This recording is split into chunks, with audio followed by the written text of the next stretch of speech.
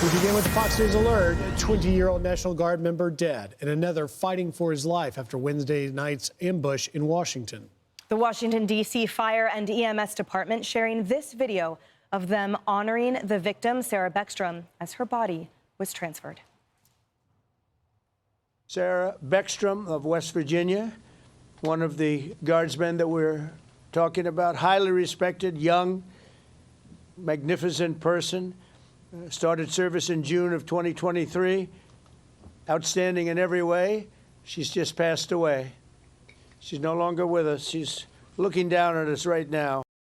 That was the president breaking the tragic news yesterday. The president also saying 24-year-old Andrew Wolf still fighting for his life right now. His family asking for prayers. The suspect had worked with the CIA and evacuated to the U.S. from Afghanistan in 2021. The death of Beckstrom means he will likely face upgraded charges to include murder in the first degree. The DOJ also pushing for the death penalty. We will do everything in our power to seek the death penalty against that monster who should not have been in our country. We're praying for a recovery for them, but worst case scenario, minimum life in prison with terrorism charges. And with that, let's bring in U.S. Attorney for the District of Columbia, Jeanine Pirro. I know it's a tough time for you, Jeanine, but can we talk right off the top about, are we going to see an escalation in charges? Oh, there's no question. First of all, our hearts go out and our thoughts and prayers go out to the family of a beautiful 20-year-old Sarah Beckstrom, who answered the call to serve her nation. And she volunteered, and she ended up being shot ambush style on the cold streets of Washington, D.C. By an individual who will now be charged with murder in the first degree. There are certainly many more charges to come, but we are upgrading the initial charges of assault to murder in the first degree. And we are hoping that the more information we can get and the more investigation that is going on 24/7 now, around the clock in Washington, the more we will find out about what actually happened in terms of this individual even being in this country and being in a position to ambush and shoot down an innocent young woman who was doing her duty to the people of this country. Let's talk more about that, because obviously in order to make a case in a court of law, you are going to need evidence.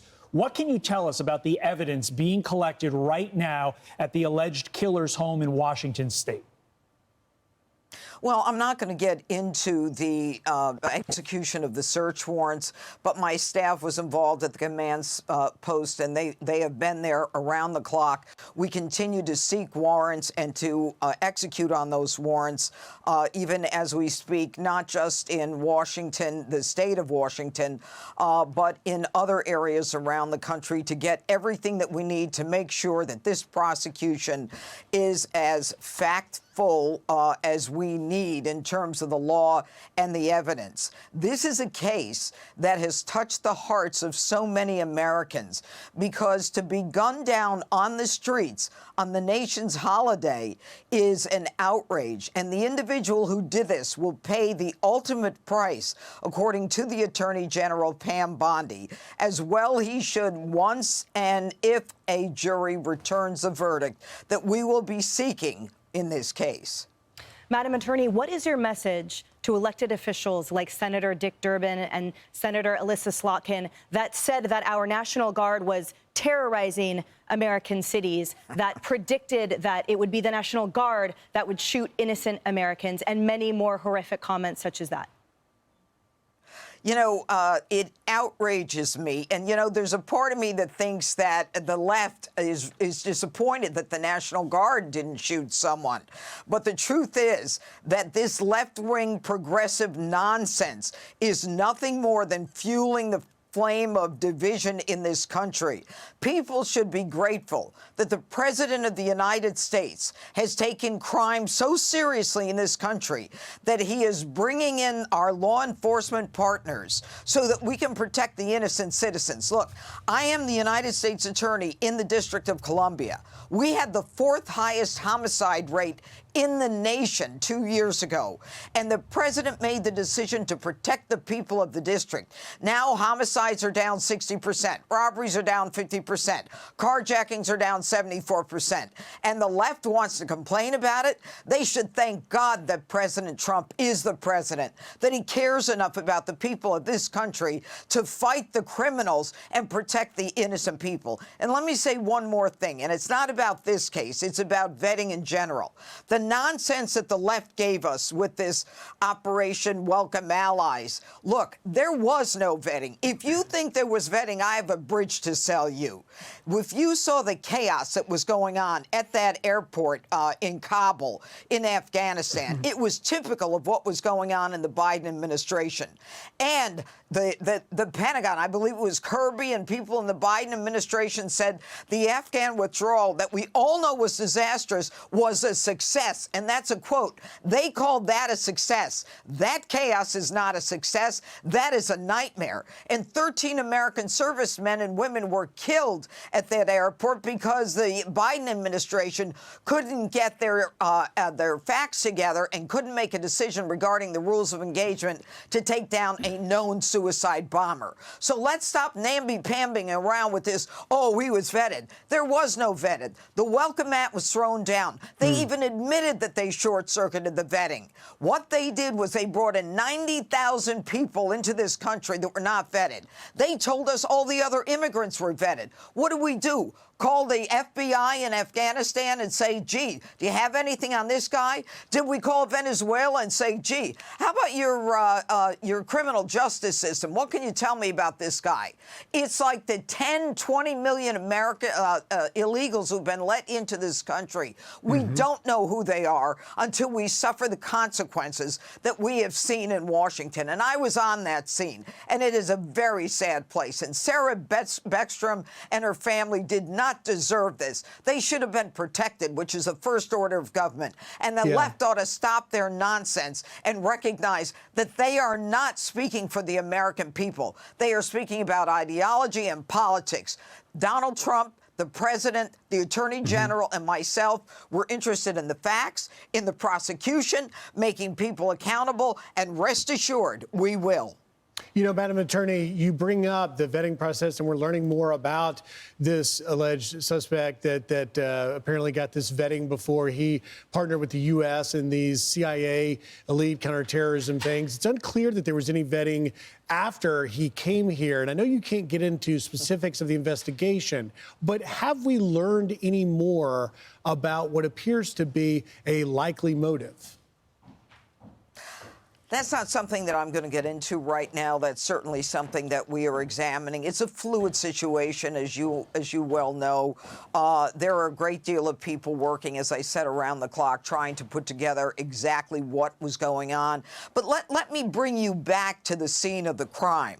What happened at that crime is unmistakable. It is a premeditated murder. There was an ambush with a gun toward people who didn't know it was coming. And that is the homicide, and that is the murder that we're looking at right now. You can go into all the other stuff, but as a prosecutor, my job is to prove what happened at that scene. And make no mistake, we will do that.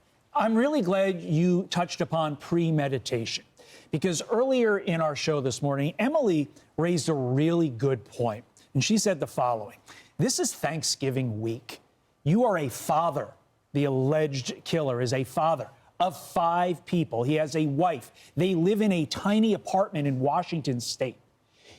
You would think that leaving on a cross-country trip would set off a myriad of red flags. And so when you reference premeditation, yes, that applies to the alleged killer himself. But what about potentially others who may have some knowledge about the premeditated plan?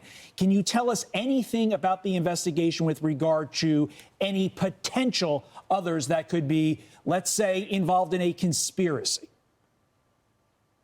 I'm not going to comment on that. You know that I can't. But there will be no stone unturned in this case. We will know everything about what happened. We have pretty much every agency, every investigative agency in this country involved right now around the clock. The intent and the determination of the men and women that I was working with and I spent the night with around the clock in Washington is very clear. We will know everything we need to know. It's not time to share that. When the time comes, we will share it. Well, we appreciate, Madam Attorney, you coming on and giving us so much of your time. Just very quickly before we let you go, have you gotten any update on the other guardsman, Andrew Wolf, now still fighting for his life? I'm glad you brought him up. The other guardsman, of course, we still have hope. He's still in critical condition. We are doing everything we can to assist his family and to make sure that they have everything they need during this difficult time for them.